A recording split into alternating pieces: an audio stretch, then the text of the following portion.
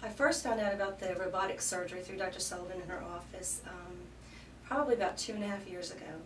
It was an option to use that versus the traditional surgery, which takes longer for recovery, and I decided that after reading about it, talking to her, she gave me pamphlets, that it would be a better way to go to get back to, get back to work sooner.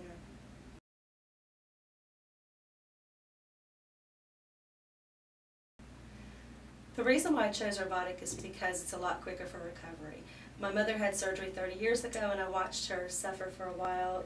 Recovery took longer, and so the option was a quicker recovery time or the longer traditional way. And for me, getting back to work was one of the most important things, to go ahead and do it fast, get back within a couple of weeks, and be back to normal.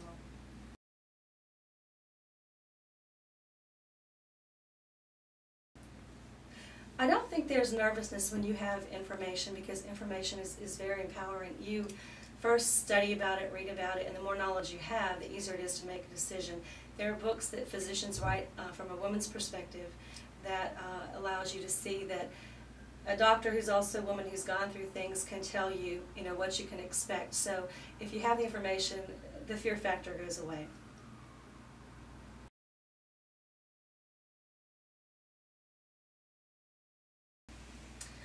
The first 2 days after surgery are really tough because you have general anesthesia, and any time you're put to sleep, of course, with any surgery, the recovery time is the 24 to 48 hour period is, it's difficult because you have to get over anesthesia. But I'll tell you, honestly, within a week, I felt like a whole new person.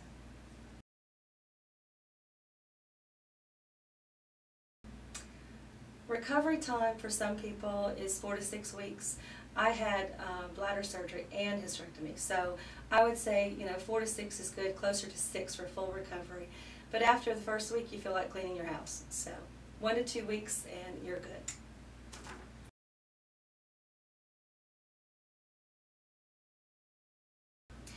I would. I think that perimenopause comes on slowly, and it's a gradual thing, so you don't realize you're in it, and then you feel like after a while there's something really wrong with me, and you talk to someone like Barbie Sullivan, who is a female, so from woman to woman you can really understand each other. She can answer any questions. It's just something you don't have to deal with. When you have fibroids that are growing inside you that get bigger and they become more, and all the problems with the extra bleeding that you have, it simply doesn't have to happen. You don't have to deal with it. So yes, I recommend fully to look into all the questions that you have with someone that you're comfortable with.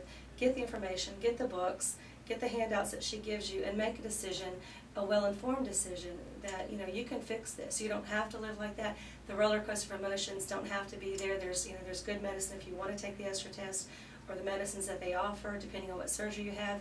It's just a different way of living. It's a whole new life because you don't have to be tied to pain. You don't have to be tied to the emotional roller coaster that women have. And you think because it's gradual, it's normal, but it doesn't have to be, and you don't have to live like that. So my answer to that is it's very empowering to have knowledge, and with that knowledge takes away the fear, and then when you decide to do it, you just go ahead and go for it. And the way you feel very shortly is amazing. And so there's no reason to wait, just do it.